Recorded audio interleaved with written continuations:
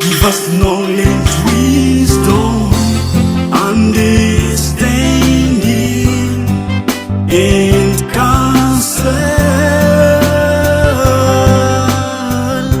Give us piety, fear of God. Good morning. We are December 13th, and this is the third Sunday of Advent. Gaudete, rejoice. This was the first word in Latin of the opening antiphon for the Mass of this third Sunday of Advent. We are making great strides towards Christmas, no? As children, it was a time of great excitement and wonder. Soon the presents, the end of the hardship that our parents imposed on us during Advent, and of course, school vacations that would allow us to play in the snow back in Canada. I don't know if today's children experience the same enthusiasm, the same excitement. One thing is certain, pre-Christmas sales have been going on for several weeks now, and Amazon, FedEd, and DHL are doing good business despite the pandemic. I have a memorable memory of this time of the year when I was in the Philippines. Christmas started in September. Indeed, the shopping malls were already playing the first Christmas carols. In October, the first decorations, the colorful garlands, appeared. In November, the security guards at the entrance of the shops wore the traditional red hat, and in December, the giant lanterns appeared.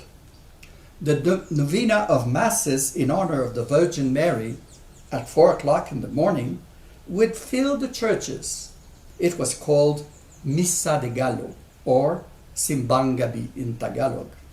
Filipinos have a very special devotion to Christmas.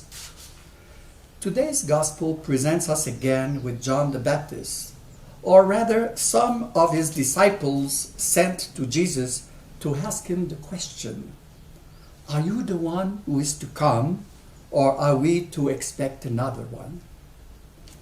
As we saw last Sunday, the expected Messiah was to be a powerful king who would restore the greatness of Israel and condemn those who resist conversion.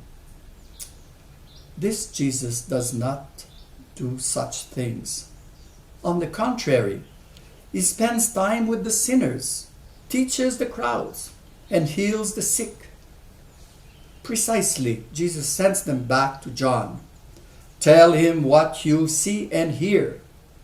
The blind see, the lame walk, the deaf hear, the dead are raised, and the good news is announced to the poor. This is a perfect echo of today's first reading from the prophet Isaiah, who thus announces the signs of the coming of the Messiah.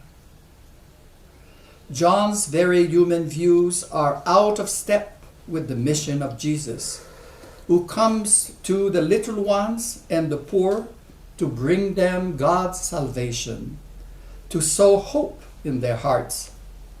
John may be the greatest of the prophets of the Old Testament covenant in human eyes, but he is the least in the kingdom of those who believe in Jesus. From the depths of his prison, John will have to readjust his views. As with his contemporaries, Jesus is not the kind of Messiah he expected. And what are we waiting for at Christmas? Will Jesus be the Savior of our lives? The one who will change our expectations and turn us back to what is essential? Let us ask him to purify our hearts so that we can recognize in the humble manger of Bethlehem the one who comes to give new meaning to our lives. Amen. Give us knowledge, wisdom, understanding, in